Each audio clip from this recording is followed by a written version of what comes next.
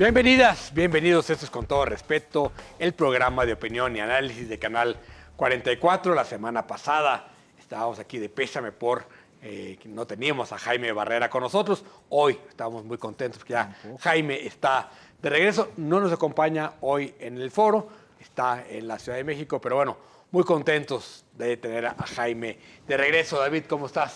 Bien, Diego, así es, pues contentos con Jaime, aunque ya no está otra vez, pero seguramente la próxima semana va a andar por acá. Sonia, ¿tú cómo estás? Buenas noches, gracias. Bien, David, pues con temas ya metidos de lleno en el tema electoral, ¿no? El primer debate local, sobre todo, que le pone ya un poquito de calor a una campaña que había sido bastante fría. Esto y otros temas para hoy, Jonathan. Así es, contentos, como dice Diego, de que Jaime esté de regreso, pero creo que estarán de acuerdo, todavía hay mucho que comentar al respecto y esto lo vamos a abordar a lo largo del programa. ¿Listos ya para comenzar? Sí. En el último bloque vamos a tocar justo ese tema. Vamos a empezar con los temas internacionales, que esta semana hay temas muy calientes. El primero es la reelección de Vladimir Putin en Rusia y que lo vamos a abordar a partir de este Twitter. Dice así, es un Twitter de Vanessa Ortiz. Lo acorralaron para aislar a Rusia. Occidente le aplicó una guerra de sanciones para presionarlo y generar descontento en la población rusa. Hoy Putin ganó la reelección. Afirmó que reforzará la cooperación con China en aras del bienestar de los pueblos. La pesadilla de la OTAN. Y sí, efectivamente fue a las urnas Putin. A ver, hay que decir que ha acabado con cualquier tipo de oposición. El último lo envenenó en la cárcel, literalmente. Y Rusia va a las urnas prácticamente con candidato único. Esto en medio de la guerra con Ucrania, una guerra que Rusia esperaba terminar en una semana, en 15 días. Aquí mismo recordarán que las apuestas eran si iba a durar el mes o no iba a durar el mes. Y bueno, ya vamos para casi dos años de esta guerra, David. Así es, bueno, yo creo que son varios factores que explican el triunfo tan contundente de Putin, no solo el tema de una autocracia, de una dictadura casi perfecta por el control que tiene en Rusia, sino otros factores, sobre todo exteriores, que le han dado incluso credibilidad y legitimidad con amplios sectores de la población. Es decir, hay sectores muy descontentos, hay sectores perseguidos, hay sectores exiliados, hay sectores encarcelados, reprimidos, pero hay sectores que lo apoyan. Y eso tiene que ver, uno, con la guerra. Creo que el tema de la guerra con Ucrania y la idea un poco imperialista, zarista, de recuperar el territorio que históricamente era del imperio, le ha dado credibilidad en la guerra, sobre todo porque en los bastiones que tiene ocupados hay mayoría rusa y en ese sentido la manipulación de la información de los medios le ha hecho tener mucho poder. Segundo, la guerra de sanciones, esto que decía el Post, pues claro que las sanciones se ha demostrado que fortalecen a los dictadores. Ahí está el caso de Maduro, de Castro, de Pyong en Corea del Norte, de otros autócratas cuyos, las sanciones los empoderan porque justamente acusan al imperio yanqui, al exterior, al occidente, Europa. Y tercero, hay un tema también como de reivindicación nacionalista muy importante en distintas regiones de Rusia, que a pesar de que nos enteramos por Occidente, por CNN, por las cadenas noticiosas occidentales, que muchos tratan de huir, hay muchos rusos que se alistan al ejército, hay muchos rusos que están con él, hay muchos rusos que votaron genuina y orgánicamente por Putin, y va a ser el dictador más largo, más longevo de la historia contemporánea del siglo XXI, con 30 años, si es que dura el periodo completo. El periodo completo va a cumplir los 30 años, Sonia. Sí, creo que te faltó añadir algo, que es el tema de la represión a la oposición tan fuerte, lo que recientemente ocurrió con Alexei Navalny, ¿no? La muerte, exiliado en una zona sumamente fría, como en la época de los zares, ¿no? Parecía esta historia, en la época, ¿no? de los zares, de la dictadura de Stalin, ¿no? Exacto, me parece que eso ha sido súper significativo también para el control total que tiene Vladimir Putin. Por la otra parte, sí, estoy de acuerdo contigo, David, en esta forma en que abrazan una buena parte de la población rusa, el poder que tienen como nación a través de Vladimir Putin y la forma en que se planta, no solamente en el tema de la invasión a Ucrania, sino en la forma que le ha hecho frente a la comunidad internacional cuando ha sido cuestionado justo por esta invasión. El nacionalismo ruso, esto que señalas acerca de la votación orgánica, llama la atención, por ejemplo, los rusos votando en el extranjero, haciendo filas para votar. Las imágenes eran verdaderamente llamativas y bueno, me parece que cada vez estamos viendo más casos como estos en donde las naciones se cierran, se encuentran una manera pues de ejercer este tipo de poder que les permita tener un control absoluto, sin oposición, sin derechos, sin democracia real, ¿no? Claro, la autocracia puede estar de moda otra vez. Claro. Tú, Jonathan. Sí, fíjate que yo lo leería como una doble victoria electoral y geopolítica. Me parece que después de la guerra, a partir de que inicia la guerra se hablaba, como ustedes mencionaban, que iba a ser una guerra que iba a terminar rápido. Sin embargo, a pesar de que se ha prolongado, se ha fortalecido, digamos, geopolíticamente Rusia. Las sanciones en realidad han sido ornamentales, tiene un crecimiento económico, es decir, su crecimiento económico de Rusia no se ha detenido y consolida un liderazgo en Rusia que, digamos, si lo ubicamos frente a las democracias occidentales, en este caso la principal o la de referencia que es la estadounidense, ¿no? Tenemos allí una elección entre una especie de orate y un candidato y un presidente disminuido o al menos criticado por estar disminuido en sus facultades o en sus capacidades, que él dice que no es cierto, pero bueno, me parece que si lo vemos desde ese punto de vista y por otro lado China y su consolidación comercial, los coqueteos que hay con Rusia, me parece que esto geopolíticamente tiene un significado muy fuerte para, digamos, la posición que va a jugar en los próximos años Rusia. Y a mí una de las cosas que no sé si se fijaron en las notas, pero una de las, uno de los planteamientos que se han hecho por parte del propio Putin y de líderes occidentales es la posibilidad de una escalada en la guerra, ¿no? La retórica bélica de una tercera guerra mundial, ¿no? Si se involucra la OTAN, me parece que eso es un riesgo enorme en este momento de consolidación del poder de Putin. Pero finalmente, Putin reelecto por 5 años más. Y el otro gran tema es en Cuba.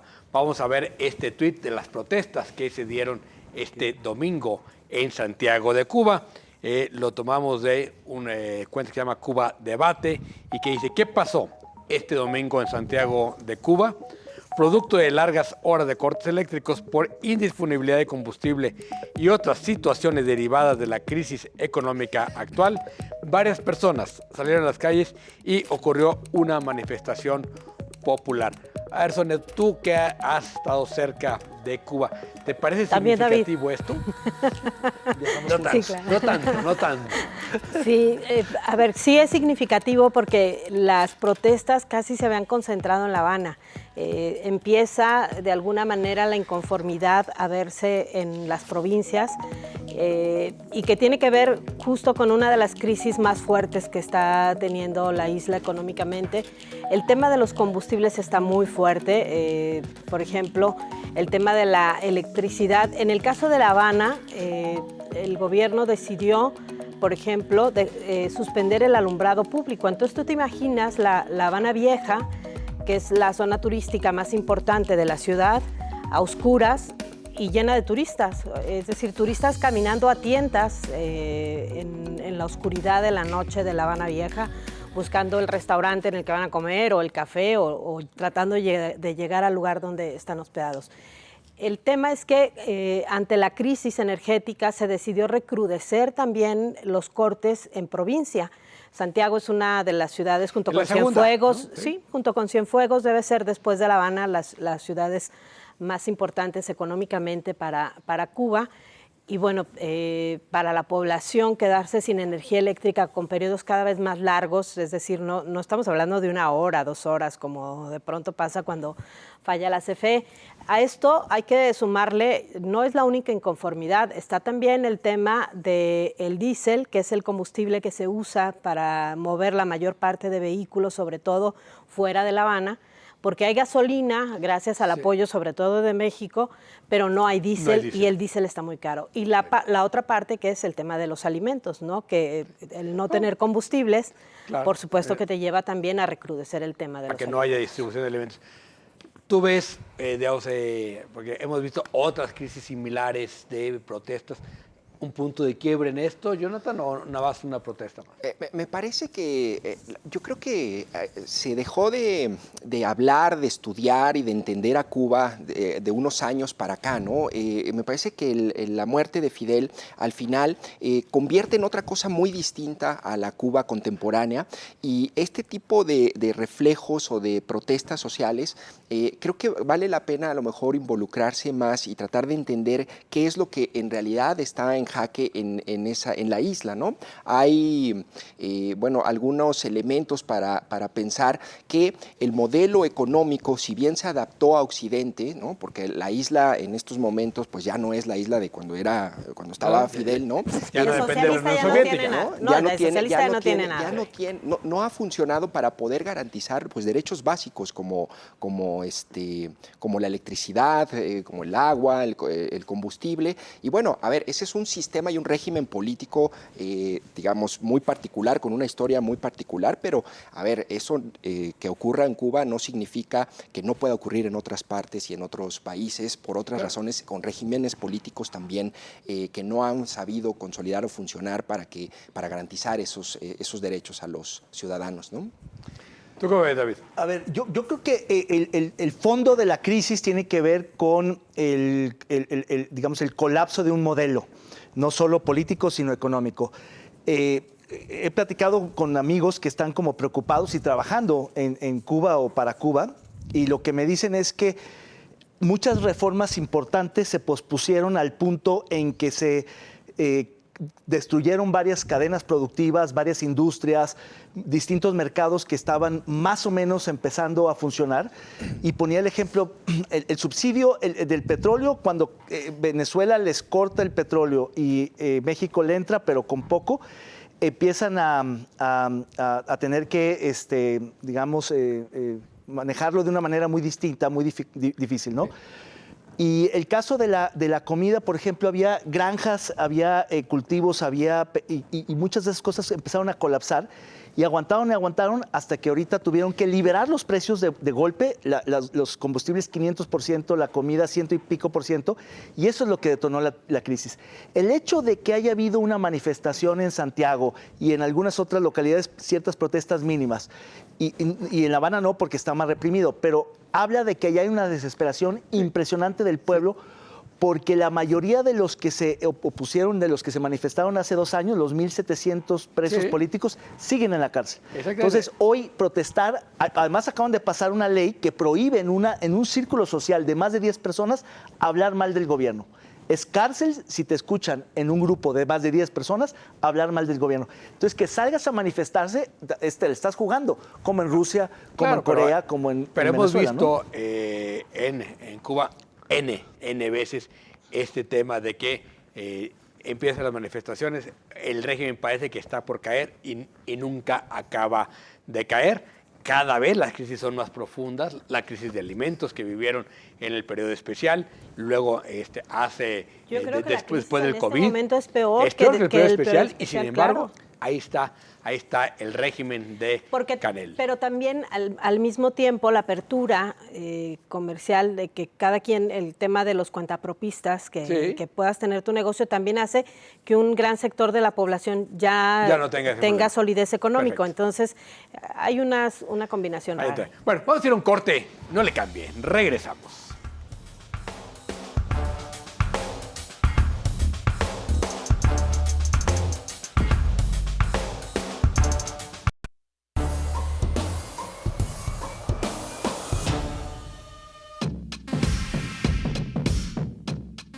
La noche del domingo fue asesinada y decapitada Cristal García Hurtado, titular de la Comisaría de Seguridad Pública de Pátzcuaro, junto con 2 de sus escoltas, mientras se transportaban en una unidad de la Guardia Civil por la carretera Pátzcuaro-Uruapan.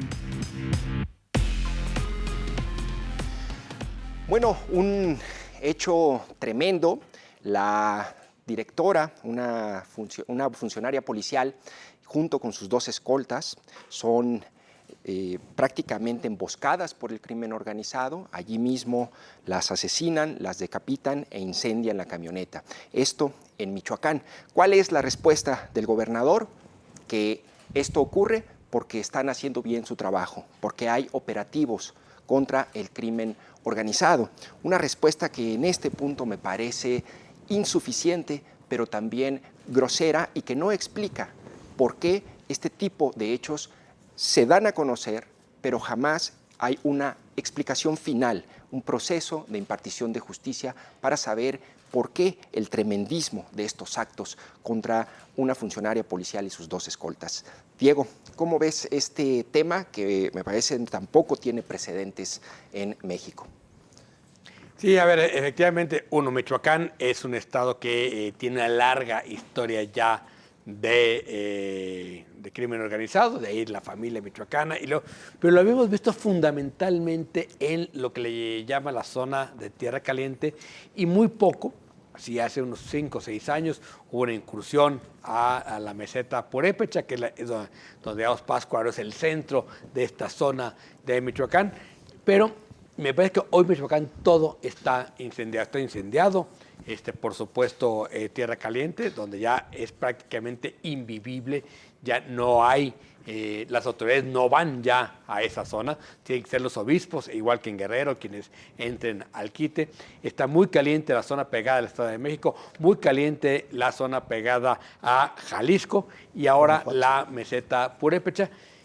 Y me parece que sí, para Pátzcuaro es un golpe durísimo porque de alguna manera este corredor entre Pátzcuaro y Morelia se había mantenido más o menos y empezaba de Uruapan hacia la costa el problema. Ahora justo se da ahí en esa carretera de la meseta Purépecha y la respuesta del gobernador no mala, fatal, ¿no? Es decir, yo creo que cuando dicen es que es la respuesta que estamos haciendo bien nuestro trabajo, no, algo están haciendo mal que no pudieron detener y evitar que la directora de Seguridad Pública fuera no solo asesinada, sino decapitada.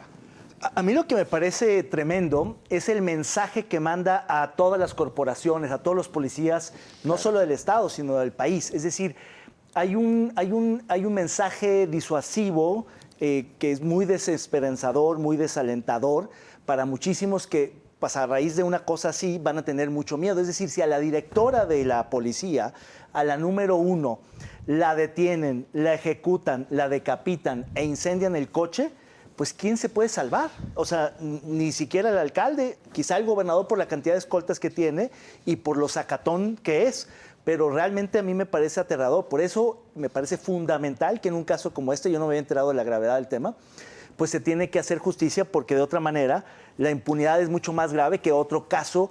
No digo que la vida valga menos, sino que es mucho menos importante. Es mucho más importante un caso como este por el mensaje que quiere mandar, que no hay que acusar de recibido. Hay que decir que eso no se permite, no se debe de tolerar en el país. Claro. Sonia. Yo creo que ya hace tiempo, como bien señala Diego, el control del territorio en Michoacán, que creo que fue de los primeros estados en donde ahí esto se siguió. Exactamente. Y que además, justamente por el tema de cómo se habían comportado los grupos criminales con esa dureza, con esa crueldad, se habían dado situaciones similares en Michoacán. Sin embargo, creo que este hecho debe tener alguna razón en la que el crimen organizado en Michoacán, que actúa como de reacción normalmente, incurre en una forma tan sanguinaria de dañar a las policías. Es decir, no es que ellas se los merecieran, por supuesto que no. A lo que me refiero es que algo está ocurriendo que no estamos conociendo en la forma en que se están dando los movimientos en Michoacán, que se han endurecido los movimientos. Es muy complicado ahorita transitar entre municipios en Michoacán, te piden que lo hagas de día. Es decir, las policías se trasladaban justamente en una carretera secundaria, que es algo que se le está pidiendo a la población que no haga, pero ahora ni siquiera los elementos de seguridad pueden hacerlo.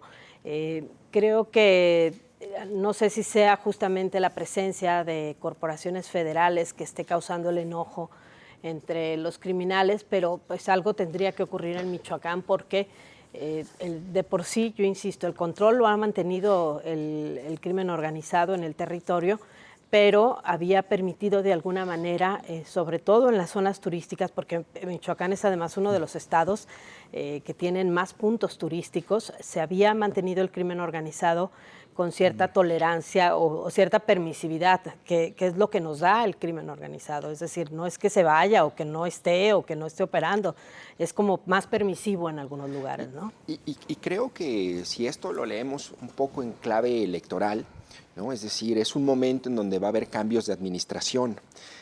También sabemos que el crimen organizado parte, digamos, de las condicionantes que imponen a los gobiernos que entran, pues son designar a ciertos funcionarios, en este caso las comisarías o las secretarías de seguridad, y pues bueno, en clave electoral podría haber allí también una posible explicación. Y yo también me quedaba pensando en cómo nos hemos convertido prácticamente en notarios, ¿no? Hacemos una labor notarial de contar este tipo de crímenes, y yo creo que una muy buena idea sería que las fiscalías tuvieran alguna especie como de plataforma o de seguimiento de manera transparente en donde ciertos casos emblemáticos pudiéramos saber el desenlace y el avance de las investigaciones, porque de otra manera las explicaciones siempre son las mismas, como mencionabas, Diego, es decir, que son irrisorias, hacemos bien nuestro trabajo, ahora resulta que es hasta positivo que te maten a tu comisaria, ¿no?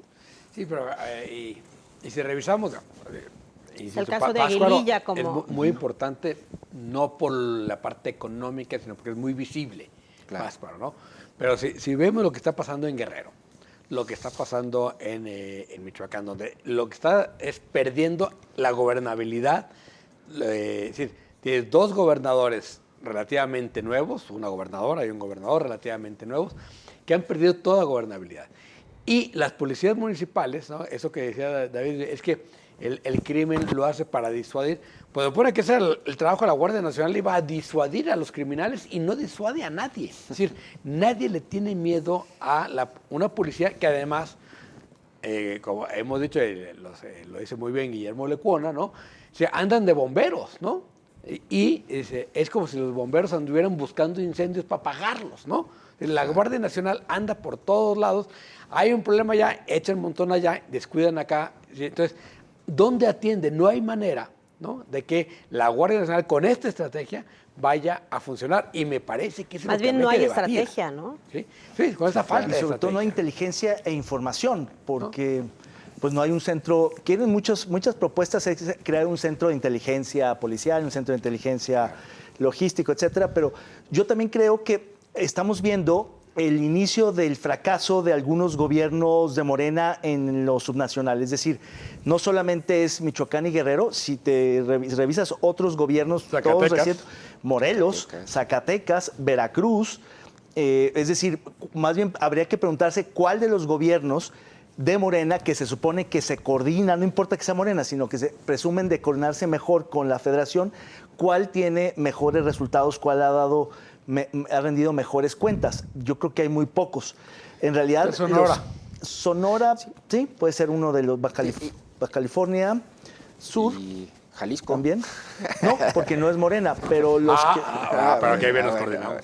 Pero qué bien nos coordinamos. Bueno, es que una parte también me parece relevante es justamente esto que mencionas, la inteligencia, David. Es decir, si seguimos creyendo que con más armas y más tanquetas y más soldados se va a resolver el problema, pues me parece que vamos a seguir como dando vueltas sobre el mismo círculo sin resolver el problema. Al final, creo que una buena estrategia de inteligencia debe venir desde las policías preventivas, las propias fiscalías, el gobierno federal, y debe ser, es así, una acción coordinada. Y en estos momentos lo que tenemos es, como dices, la metáfora de los bomberos, pues también la inteligencia no existe, porque lo único que hacen es investigar los homicidios, pero no prevenir que se generen esos homicidios, ¿no? Pero tampoco investigarlos.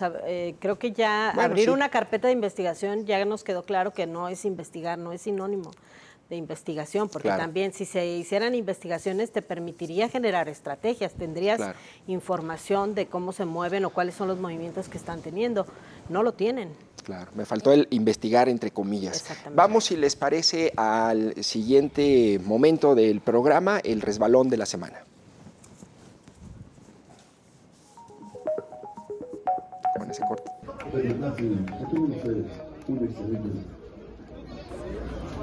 ¿De quién es? ¡Cuate! Les pedimos por favor desalojar.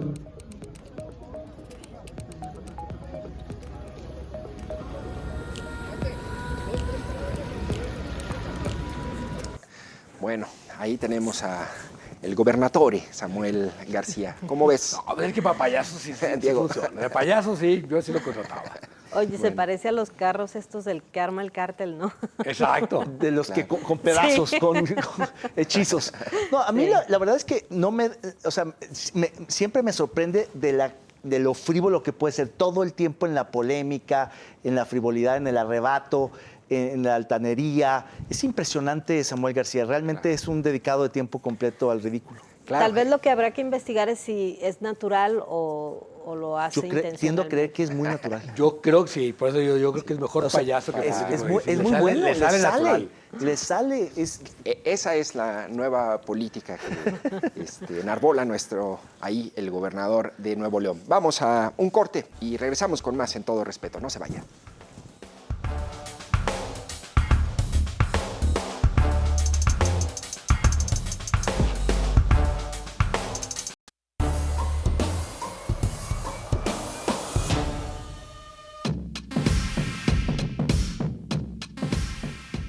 El primer debate oficial entre las y el candidato a la gubernatura de Jalisco se caracterizó por una gran cantidad de señalamientos negativos entre quienes aspiran a ese puesto y una mínima cantidad de propuestas. Imperaron las cartulinas, las fotos y hasta los insultos, mientras que no se abundó en los planes de gobierno ni cómo ejecutarlos.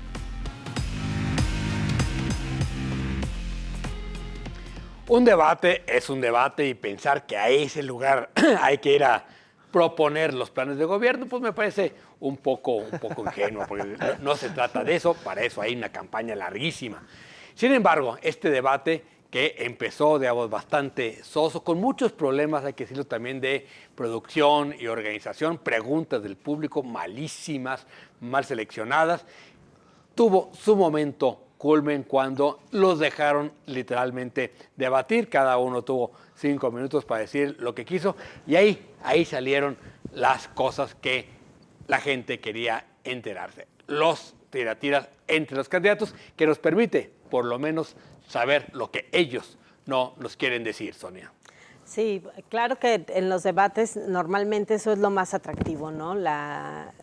Los trapitos que se sacan ahí los candidatos. A mí me parece en la primera parte que desaprovecharon los candidatos la oportunidad de darnos una señal, aunque fuera leve, de cómo piensan entrarle, ya no resolverlo, porque no creo que tengan las condiciones para resolverlo, pero cómo le piensan entrar a los problemas más graves que tiene este Estado, que tienen que ver con esos dos temas, con seguridad y con derechos humanos, por el tema de las desapariciones, de las fosas clandestinas y de la crisis forense, ¿no? Nos demostraron que no tienen ni idea de lo que está pasando ni cómo resolverlo. Hay una pregunta que le hacen a Pablo Lemus de cuál es el proceso que se sigue ante una desaparición. No supo ni No qué contesta. responder, se fue por otro lado. Y bueno, tratando de resumir un poco lo que fueron cada uno, me parece que Lemus, que iba muy seguro, le dedicó mucho tiempo a Claudia Delgadillo. Me parece que está más preocupado por Morena de lo que podíamos pensar. En el caso de Claudia Delgadillo me parece que exhibe de una manera muy clara sus dificultades para estructurar ideas y para comunicar.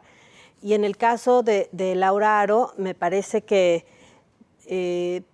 pues como no pinta y no tiene contrincante, no le hicieron caso. Hay quien dice que ganó y que fue la que más se notó, Pues sí, era más fácil para ella hacer algunos señalamientos por el desgaste que ha tenido los dos gobiernos, pero bueno, pues no podemos dejar de lado lo que trae atrás Laura Aro con los partidos que le están postulando. Me parece que muy decepcionante, por supuesto que no te deja certezas de nada. Quizá después de verlo la única certeza es que te dan ganas de anular. De cara después de este debate, ¿tú vas a ver los siguientes? ¿Te quedaron ganas de decir esto continuará? Sí, a mí me encanta, lo disfruto y demás, pero a ver, yo antes creía que los debates era para hacer propuestas y contrastarlas. No, yo coincido contigo, Diego. Yo creo que es un espacio donde sirve para que se ventilen cosas, para que nos enteremos de También cuando asuntos estabas al frente del Instituto Electoral. No, pero ¿creías decir que eso? antes pensaba que era para las propuestas. Sí, perdón. Ya y no, ahora ya creo no. que este contraste de personalidades, de ideas, de propuestas, de acusaciones, creo que es sano para que se ventilen y se conozcan las cosas. Ahora bien, claro, el ideal para mí de un debate sería una discusión en torno a, por ejemplo, modelos policiales o protocolos para desaparecidos. Decir, no, es que yo creo que este es mejor porque este tiene esta ventaja. Eso no va a suceder. Apenas a duras ¿Porque no tienen ideas o porque no tienen ese nivel de preparación, de visión, de capacidad, en fin. Pero yo creo que entonces esto que tenemos ha sido mejor que otros debates. Los he visto todos en la historia reciente del Estado, incluidos aquellos que a mí me tocaron organizar, y este es mejor porque hubo ese contraste, permitió que entre ellos se preguntaran. Eso no había sucedido y eso creo que es un avance. Eso es más libre, es más... Por los 5 minutos que les dieron para debatir. Buenísimo, de eso se trataba. Ahora, la parte, yo coincido con la apreciación de Sonia en que efectivamente Lemus estuvo mejor que Delgadillo, Laura quizá más, pero como no tenía realmente posibilidades de triunfo, expectativas, creo que no se puede decir que ganó alguien que no tiene Como posibilidades Gabriel de ganar. Cuadri, pues. Exacto, Cuadri. Lo hizo muy bien, pero nadie se lo toma muy en serio. Pero a mí lo que me llamó más la atención es cómo Claudia Delgadillo se cuelga absolutamente de todo, la 4T y Morena y Claudia Sheinbaum. Casi no habla de ella, no hace propuestas de Jalisco, todo es el presidente, Claudia y demás. Y Lemus exactamente el inverso. No se refiere ni al gobernador, ni a Maínez, ni a MC. No los mencionó a nunca. nadie. Y Él renegó solo dos y veces. Zapopan. Él viene de Zapopan y de Guadalajara. Él renegó 2 veces de MC, Jonathan. Bueno, a ver, yo la verdad es que estoy un poco en desacuerdo con lo que plantean de que no es para hacer propuestas y creo que el mejor ejemplo, yo creo que es para las dos cosas, ¿no? No está peleado lo uno con lo otro y creo que el mejor ejemplo está en la Ciudad de México, en donde en el debate chilango una de las candidatas hizo alrededor de 50 propuestas, ¿no? Digamos, creo que aquí en este formato... Pero para eso son las desaprovecha- campañas, para Sí, las propuestas, son 2 meses. pero eso, ¿cómo vas a 3. plantear, cómo vas a debatir si no partes de una base y es a lo que De voy? ideas, no de Las propuestas. ideas iniciales del debate debieron haberse planteado en los primeros 5 minutos, según las reglas del IEPC, y no lo digo yo, ¿no? Era para proponer hacer hasta 5 propuestas. Creo que si se hubiera respetado esa regla, hubiéramos tenido un punto de partida más o menos en común y no una pelea medio alcahuete entre si tú eres más corrupto o quién es más o menos corrupto, ¿no? Me parece que allí le faltó en ese sentido, ¿no?, la base sobre la cual íbamos a discutir. Además, es interesante también no solo las propuestas, sino cómo plantean y elaboran un problema, porque podemos no estar la mitad, hay quien dice, ¿no?, que la mitad de un problema es cómo lo planteas, su solución es cómo lo piensas. Entonces, si te dicen, si se fijan, el problema de la inseguridad, ellos plantean que el problema es que no tenemos policías bien pagados. Es decir, si en vez de 18,000 les pagas 20,000, se acabó la inseguridad, ¿no? Entonces, me parece que esa base sobre la cual debimos partir no se respetó y después ni siquiera respondieron a las preguntas de los ciudadanos, ¿no? a lo que dije en la introducción. O sea, me parece que ya es hora de que rompamos estos esquemas tan acartonados. Sí. O sea, que vuelva el Instituto Electoral a un debate muy mal producido, primero. Es decir, hay que decirlo con todas palabras, muy mal hecho el debate. Ahora le tocó a Canal 7, lo hicieron muy mal. 2, creo que el esquema de meter a fuerza las preguntas del público, que fueron malísimas. Entonces, además, le rompe el ritmo al debate, cuando lo que queremos es que debata. Entonces, si tú tienes un debate con un modelo distinto donde, a ver, sobre estos 2 temas, tú tienes 15 minutos cada uno pero y con agárrense. pues mejor por un ring, súbelos y lo exacto. que salga, ¿no? Sí, pero de ideas, un ring de ideas. Es decir, a ver, vamos a debatir libremente sobre estos Pero dos ese es el temas. problema, Sí, es que Diego, no que hubo no ideas debaten al de inicio. nada. O sea, debaten.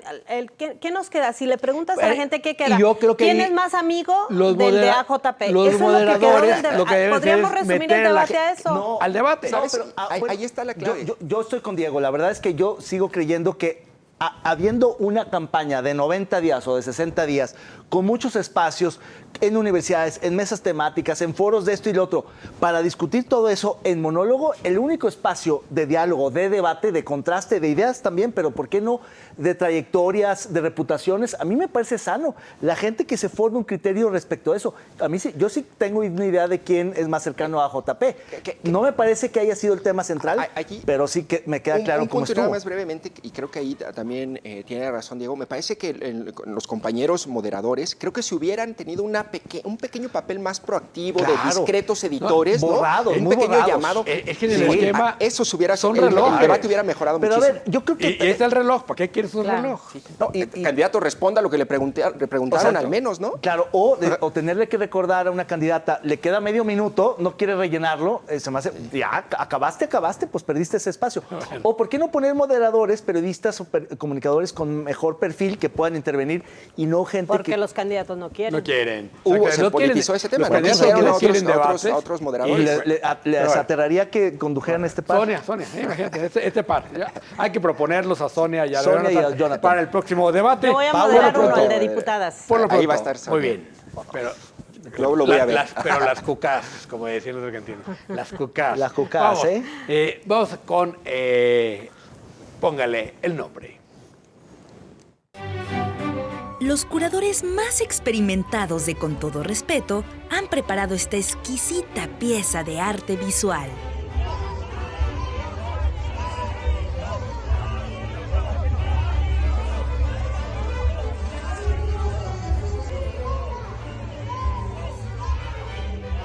Usted, póngale el nombre.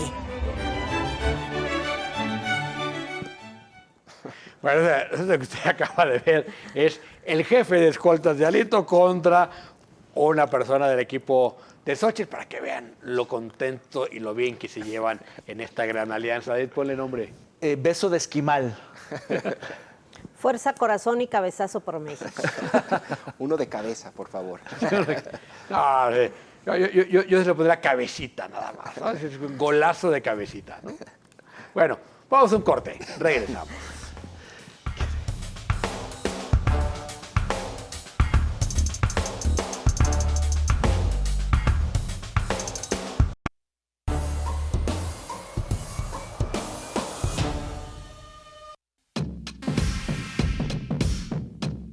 Tras el asesinato del normalista de Ayotzinapa, Yanqui Cotán Gómez Peralta, y la crisis de inseguridad en Guerrero, la gobernadora Evelyn Salgado aceptó las renuncias de los secretarios de Seguridad y Gobierno del Estado y anunció la destitución del fiscal, quien rechazó la remoción del cargo al asegurar que ejercerá su derecho de audiencia.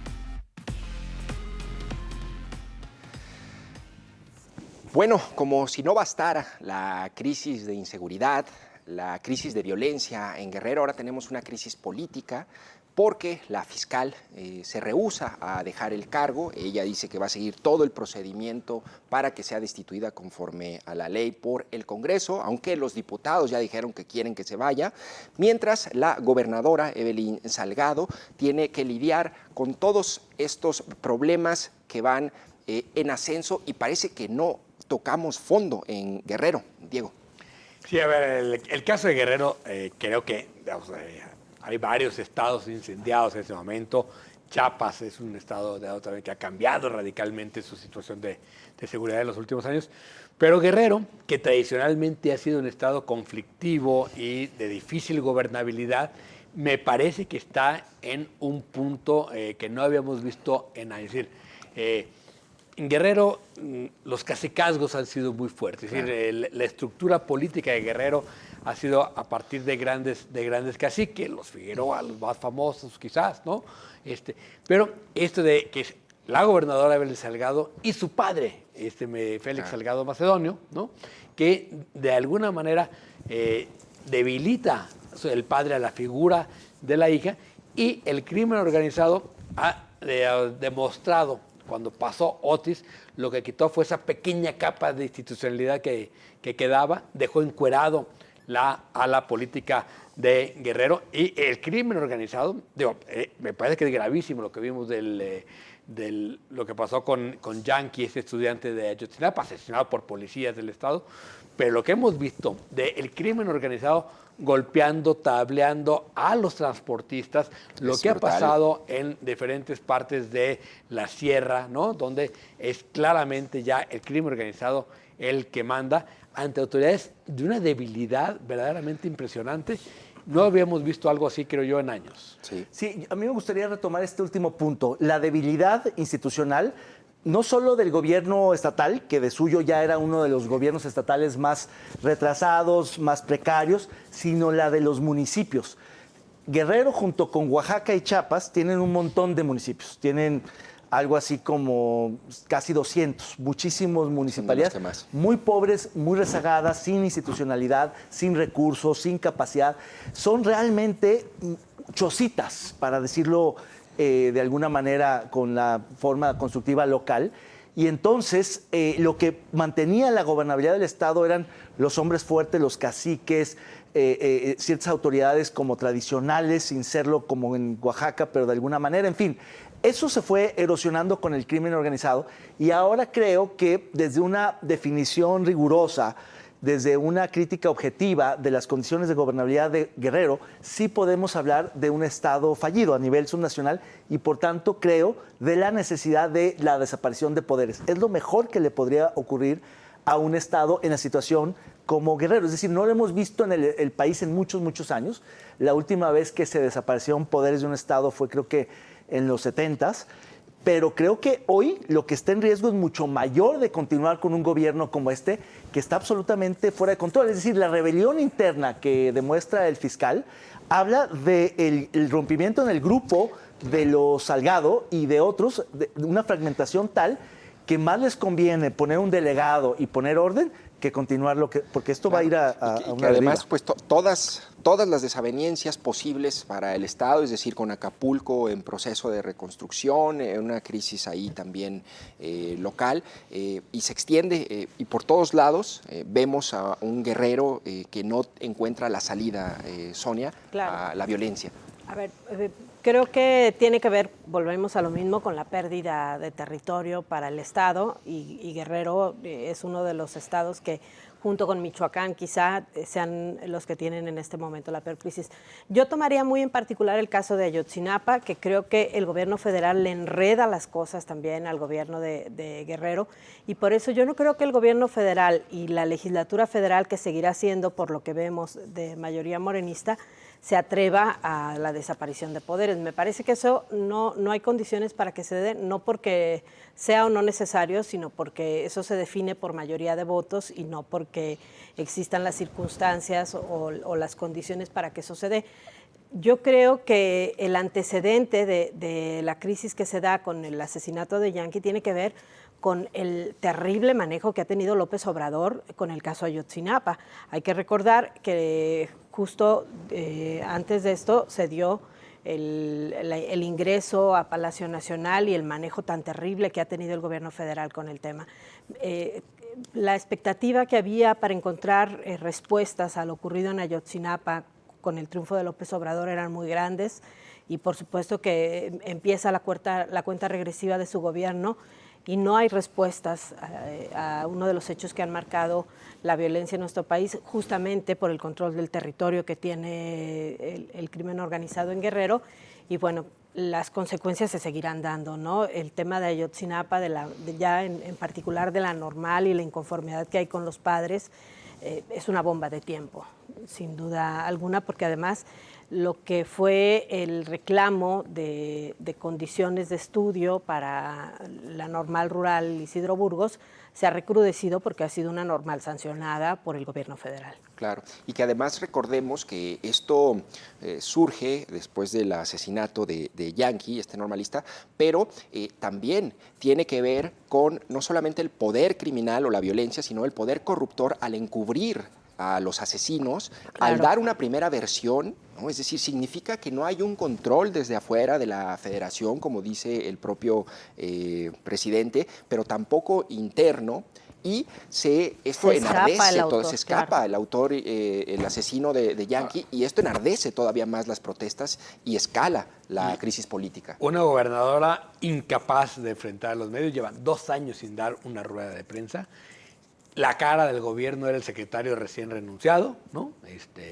Que para salvar al gobierno de Evelyn Salgado renuncia el secretario de gobierno, que era el que de facto llevaba la política, renuncia la secretaria de Seguridad, corren a la fiscal que fue puesta por los militares, y los militares tienen una gran fuerza en Guerreros, y son los que de alguna manera mantienen que aquello no se incendie. Entonces me parece que en fin de sexenio... Bueno, de sí, López- no, también son No, parte son del incendio. provocadores del incendio, Claro. pero digamos, el estatus lo mantienen ellos, ¿no?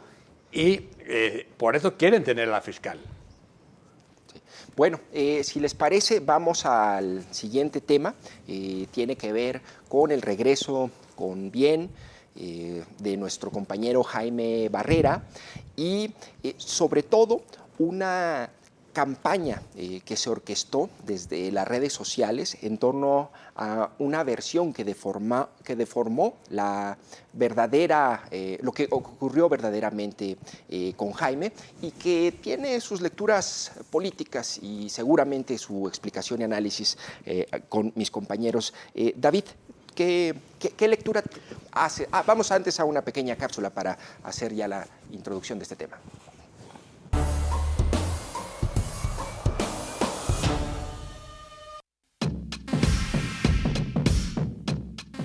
El caso del secuestro de Jaime Barrera descubre la fragilidad sobre la verdad y la alta capacidad de viralizar desinformación y ataques. Luego de que nuestro compañero fue liberado por sus captores, las redes sociales se inundaron de calificativos en contra del periodista y de su hija. Pero además, en el momento más tenso por su desaparición, también se hicieron presentes los rumores y los ataques en contra de la reputación del periodista. Bueno, ibas a comentar sobre este tema, David. Sí, a ver, más allá de la historia que ya conocemos, esta parte que mencionas, Jonathan, sí me parece preocupante. Los rumores salieron de distintos lugares, un poco, y coincidiendo también con la declaración esta un poco torpe del gobernador, insinuando que no había sido ni un robo, ni un secuestro, ni un rapto, sino quién sabe qué. Pero también vinieron de México y circularon profusamente estas versiones de que había sido un secuestro o un levantón simulado, un montaje que era para desestabilizar al Estado, para golpear al gobernador. Y bueno, más allá también de eso hubo un montón de comentarios muy amargos, muy fuera de lugar, muy mezquinos en las redes sociales. Y pues te das cuenta que al final pues estas cuestiones se politizan, hay fake news, hay versiones distorsionadas, hay muchas mentiras. Y bueno, al final la buena noticia es que está de regreso Jaime, pero sí llama mucho la atención este tipo de versiones muy impulsadas, claramente que no son orgánicas, desde ciertos actores con determinados propósitos. ¿Tú cómo explicas esto que ocurrió, Sonia? A mí me parece que hay creo que quien mejor lo escribió fue Diego con la columna. Hay una narrativa bien construida desde algún lugar. Creo que al principio, de parte del gobierno del Estado, hay un gran interés de que Jaime aparezca con vida, porque si alguien ha sido o ha intentado deshacerse de Jaime, en el término periodístico, obviamente, no estoy hablando de lo físico, es el gobernador. Ha sido muy agresivo con el trabajo de Jaime, lo fue en Milenio y lo ha sido en Televisa, ¿no? En Milenio con consecuencias, en Televisa no lo ha logrado. Por eso creo que había un gran interés por parte del gobierno del Estado de que Jaime apareciera con vida. Pero luego hay, obviamente, una cantidad de filtraciones de información que solo tenía la Fiscalía, que llama a la sospecha, ¿no? Desde que si no traía el teléfono, que es algo que la familia le informa a la autoridad cuando están, incluso antes de presentar la denuncia, todavía no se presentaba la denuncia y ya en redes sociales sabían que no traía consigo su teléfono porque lo había olvidado en casa, ¿no? Claro. Como tratando de construir una narrativa de que había dejado intencionalmente por algo el teléfono. Y así una serie de filtraciones que hubo mientras estuvo desaparecido, de fotografías de cuando la fiscalía acudía a algún suceso a lo largo del día. Me parece que hay muchas cosas que se construyeron, una narrativa que se construyó desde algún lugar, obviamente con una intención de que ya que apareció con vida, pues entonces sí tratar de aprovechar para desacreditarlo. Diego. A mí me parece que es mezquino de parte del gobierno lo que se hizo, muy similar, por cierto, a lo que hizo López Obrador con el caso Ciro. Es decir, claro. Cuando López Obrador dice, no hay que descartar que sea un autotentado lo de Ciro para dañar a nuestro gobierno, inmediatamente empieza la campaña orquestada de bots. Acá el gobernador sale y dice, a lo mejor es otra cosa, empieza la campaña de trolls y esta narrativa que se construye en torno, según ellos, para empatar el marcador, es decir, para que no les haga daño como gobierno un hecho como el de Jaime. A mí me parece, más allá de que es de una mezquindad absoluta, es terrible, digamos, que desde el gobierno, en vez de decir, vamos a solucionar el caso, vamos a ver qué pasó y quién fue el que se lo llevó, que ese es el papel del gobierno. No debe decirnos de qué sospechan ellos, sino cuál es realmente lo que pasó. Y es así, es una obligación del gobierno. Y no andar dando opiniones en ruedas de prensa. Me parece terrible parte del gobierno. Iba bien el gobernador. El tuit anterior había sido ecuánime, prudente, y ese día como que ya lo rescata precisamente porque dice, no me lo mataron, y entonces ahora sí le pongo otra vez una recia. A ver si aprovecho y me deshago de él, ahora sí. Lo que hay que resaltar también es este contexto. A mí me tocó como estaba en una reunión y un par de personas decían, ¿y realmente se fue con la novia? Yo asustado dije, no. Y lo que debe entender la gente es que hay un contexto político. Claro. El gobernador cabildeó y presionó para remover de espacios a Jaime Barrera, a quien golpeaba y a quien golpeaba políticamente era el gobernador, un hecho como este, pero a quien beneficia Descalificar a Jaime. una campaña de estas, ustedes saquen sus conclusiones, ¿no? Además tenemos un contexto en donde hay troll centers ya activos, es decir, ya están pagados por las campañas, ¿no? Y lo que ocurrió fue que esos troll centers activaron todo un mensaje y hubo gente orgánicamente que empezó a dudar y se metió a la conversación y a partir de eso, pues como dice el presidente, ¿verdad? Lograron sembrar calumnia que algo quedará tiznado, ¿no? Dice AMLO. Pero bueno, ahí está el tema de Jaime. Muchas gracias por habernos acompañado en Con Todo Respeto. Yo soy Jonathan Lomelí. Estuvieron conmigo Sonia Serrano, David Gómez Álvarez y Diego Petersen. Nos vemos en la próxima emisión. Gracias por habernos acompañado.